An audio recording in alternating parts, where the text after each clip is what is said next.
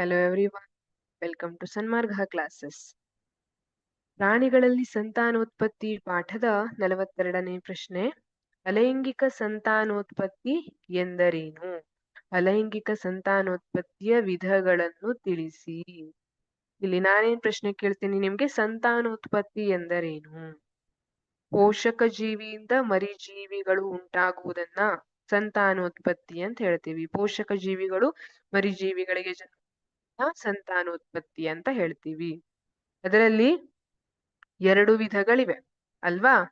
ಲೈಂಗಿಕ ಸಂತಾನೋತ್ಪತ್ತಿ ಮತ್ತು ಅಲೈಂಗಿಕ ಸಂತಾನೋತ್ಪತ್ತಿ. ಹಾಗಿದ್ರೆ ಅಲೈಂಗಿಕ ಸಂತಾನೋತ್ಪತ್ತಿ ಅಂದ್ರೇನು? ಲಿಂಗಾಣು ಉತ್ಪಾದನೆ ಮತ್ತು ಸಂಯೋಜನೆ ಇಲ್ಲದೆ ಒಂದೇ ಪೋಷಕ ಜೀವಿಯಿಂದ ನಡೆಯುವ ಸಂತಾನೋತ್ಪತ್ತಿಯನ್ನು ಅಲೈಂಗಿಕ ಸಂತಾನೋತ್ಪತ್ತಿ ಎನ್ನುವರು. ಇಲ್ಲಿ ಏನಾಗುತ್ತೆ, ಲಿಂಗಾಣುಗಳ ಉತ್ಪಾದನೆ ಇರೋದಿಲ್ಲ. ಯಾವುದ್ರಲ್ಲಿ?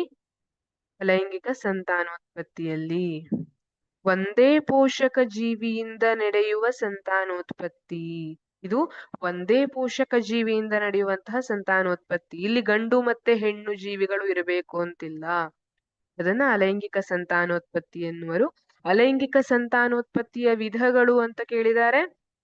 ಮೊಗ್ಗುವಿಕೆ ನೋಡಿ, ಹೈಡ್ರಾದಲ್ಲಿ ಮೊಗ್ಗುವಿಕೆ ಇರಬಹುದು, ಅಥವಾ ವಿದಳನ ನೋಡಿ, ಅಮೀಬಾದಲ್ಲಿ ವಿದಳನ ಆಗಿದೆ.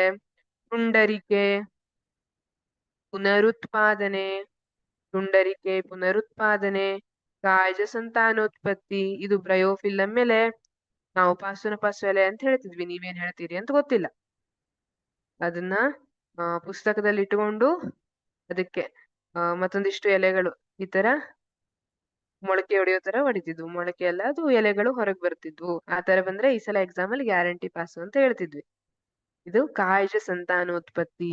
ಈಗ ಕೆಲವೊಂದಿಷ್ಟು ಹೂವಿನ ಗಿಡಗಳನ್ನೆಲ್ಲ ಅವುಗಳ ಕಾಂಡಗಳನ್ನ ಕಟ್ ಮಾಡಿ ನೆಡ್ತಾರಲ್ಲ, ಅದು ಬೆಳವಣಿಗೆ ಸ್ಟಾರ್ಟ್ ಮಾಡುತ್ತೆ. ಅಥವಾ ಬಟಾಟೆಯನ್ನ ನೀವು ನೋಡಿದ್ರೆ ಅದ್ರ ಮೇಲೆ ಮೊಳಕೆ ಹೊಡಲಿಕ್ಕೆ ಸ್ಟಾರ್ಟ್ ಆಗಿರುತ್ತಲ್ಲ, ಅದು ಕೂಡ ಕಾಯಜ ಸಂತಾನೋತ್ಪತ್ತಿಗೆ ಉದಾಹರಣೆ.